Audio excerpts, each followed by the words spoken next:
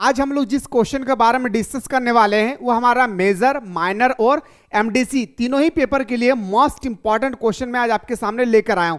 तो मेरे दोस्तों, सबसे पहले आप लोगों को दो काम करना है। एक काम, आप लोग डिस्क्रिप्शन बॉक्स में हमारा व्हाट्सएप ग्रुप का लिंक दिया हुआ है, उसको ज्वाइन कर लेना है। दूसरा, आप लोगों को जल्दी से प्ले स्टोर से मिसाइल क्लासेस के आपको डाउनलोड कर लेना है। और डाउनलोड करने के बाद आप लोगों के सामने मेरे दोस्तों इस तरह से हिस्ट्री ऑनर्स का आप लोगों के सामने कोर्स अवेलेबल होगी, हिस्ट्री ऑनर्स का। ठीक है, तो यहाँ पे मेरे भाई हिस्ट्री ऑनर्स के जो कोर्स है ना, इस कोर्स में अब जैसे कंटेंट में जाकर देखिएगा तो सारा नोट्स और सारा क्लासेस जो बिल्कुल आसान लैंग्वेज में आप लोगों को समझाया गया है।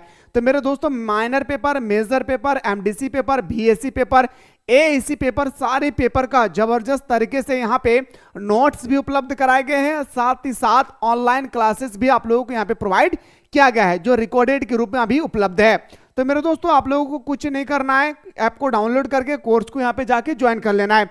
तो यहाँ पे जितना सारा मैं क्वेश्चन अभी आप लोगों को बताने वाला हूं ना, सारा क्वेश्चन आप लोगों को वहां पे आंसर मिल जाएगी।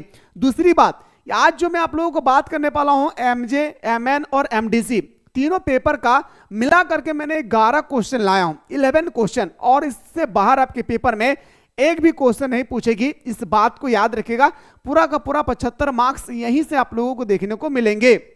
तो आइए सर, बात करते हैं कि आखिर वो क्वेश्चन है क्या। तो देखिए मेरे दोस्तों, सबसे पहला आप लोगों को क्वेश्चन देखना है क्या गुरुजी, कि हड़प्पा सभ्यता की उत्पत्ति कैसे हुआ, वो आपको देखना है। हड़प्पा सभ्यता की उत्पत्ति कैसे हुई है, और इसके बाद विस्तार कैसे हुआ, हड़प्पा सभ्यता का फैलाव कैसे हुए, और इसकी क्या क्या विशेषता है, और लास्ट में आखिर हड़प्पा सभ्यता का पतन कैसे हो जाता है, ये आप लोगों को डिस्कस करना है।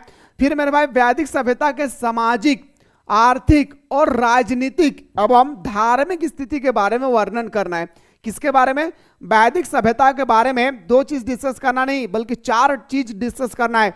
सामाजिक, आर्थिक, राजनीतिक और धार्मिक स्थिति के बारे में हम लोगों को डिस्कस करना है। तो ये 2 क्वेश्चन मोस्ट इंपॉर्टेंट है आपके पेपर के अकॉर्डिंग। ओके, आइए सर, अगला जो हमारा क्वेश्चन है, क्वेश्चन नंबर जो हमारा 3 है और 3 और 4 है। 3 में लिखा है, जैन धर्म और बौद्ध धर्म का उल्लेख करें। यानी पूरा विस्तार पूर्वक जैन धर्म और बौद्ध धर्म का पूरा विस्तार पूर्वक आप लोगों के पास नॉलेज होनी चाहिए। जैन धर्म और बौद्ध धर्म दोनों में से एक क्वेश्चन आ गया आपके पेपर में, और जहां पे लिखा होगा मेरे भाई कि जैन धर्म के जीवनी की उपलब्धियां का वर्णन करें। यानी जैन धर्म का पूरा विस्तार पूर्वक और बौद्ध धर्म का पूरा विस्तार पूर्वक नॉलेज होनी चाहिए। आज चौथा क्वेश्चन में सर, मगध साम्राज्य का उत्कर्षण एवं विकास कैसे हुआ। मगध जो हमारा साम्राज्य है, आखिर इसकी उत्कर्षण कैसे हुआ, जन्म कैसे हुई, और मगध साम्राज्य का विकास कैसे हुआ, कैसे फैल गया पूरे हमारा, याद रखना है मेरे दोस्तों, बिहार राज्य में। वही ऐसे आपको डिस्कस करना है। ठीक है, अगला जो क्वेश्चन है सर, मौर्य साम्राज्य का चंद्रगुप्त मौर्य की जीवन एवं उपलब्धियां का वर्णन करना है। मौर्य साम्राज्य का जो चंद्रगुप्त मौर्य है ना सोर, याद रखिए मेरे भाई, चंद्रगुप्त मौर्य के बारे में पिछले 2 साल से भी क्वेश्चन पूछा गया था, और इस साल में भी आपके पेपर में हर हाल में आएगी, याद रखना है। तो बताएंगे सर, मौर्य साम्राज्य का चंद्रगुप्त मौर्य के बारे में लिखना है, उसकी जीवन उपलब्धियों के बारे में लिखना है।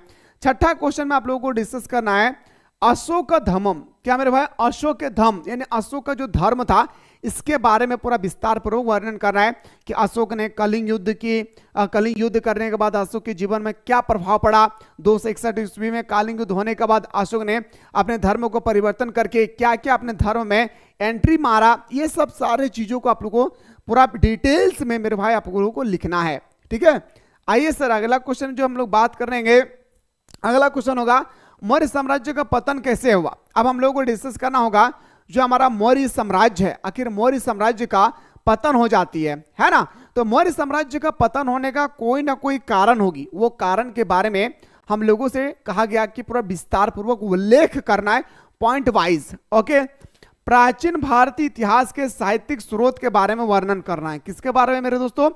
प्राचीन भारतीय इतिहास के साहित्यिक स्रोत के बारे में वर्णन करना है। और जो अभी मैं क्वेश्चन बता रहा हूं ना, बस आंख बंद करके इन 11 क्वेश्चनों को कर लेना है। नोट्स चाहिए, क्लास चाहिए, सारे वीडियो लेक्चर चाहिए, तो प्ले स्टोर से मिसाइल क्लासेस के आपको डाउनलोड करके यहाँ पे आप लोगों का हिस्ट्री ऑनर्स का कोर्स जाकर के मेरे दोस्तों अवेलेबल है, ज्वाइन कर लीजिएगा। अब आइए सर, अगला जो हमारा क्वेश्चन है, अशोक के जीवन एवं उपलब्धियां का वर्णन करना है। किसके बारे में मेरे दोस्तों? अशोक के जीवन एवं उपलब्धियां के बारे में क्या करना है? वर्णन करना है। इस बात को याद रखना है मेरे दोस्तों, क्या अशोक के जीवन एवं उसकी जो उपलब्धियां थी वो सारा विस्तार पूर्वक हम लोगों से कहा गया, क्या उल्लेख करना है। आज अगला जो क्वेश्चन है सर, हम लोगों से अगला जो क्वेश्चन कहा गया था वो होगा क्या 10 नंबर में उत्तर वैदिक काल का वर्णन करना है। क्या दोस्त याद रखना है, उत्तर वैदिक काल के बारे में पूरा विस्तार पूर्वक वर्णन करना है। फिर हमारे 11th में कहा गया ऋग्वैदिक काल का वर्णन करना है, यानी ऋग्वैदिक काल की स्थिति के बारे में।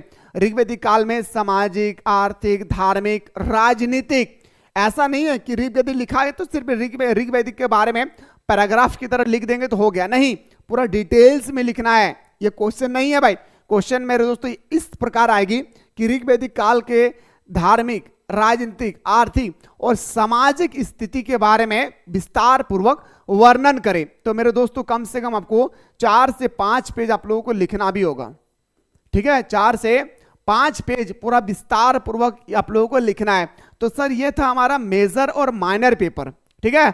अब मेरे भाई मैं आप लोगों को पॉलिटिकल साइंस का मेजर और माइनर पेपर भी बताने के लिए तैयार हूं। क्या आप लोग चाहते हैं कि सर पॉलिटिकल साइंस का भी मेजर और माइनर पेपर जल्दी से बता दीजिए, ताकि हम लोगों को पता चल सके कि आखिर हमारे एग्जाम में किस प्रकार से क्वेश्चन आएगी। तो मेरे भाई ये जितना क्वेश्चन मैं बताया हूं इनका एक एक करके अगर आप लोग सॉल्यूशन चाहते हैं तो आप लोग कमेंट सेक्शन में कमेंट कीजिएगा।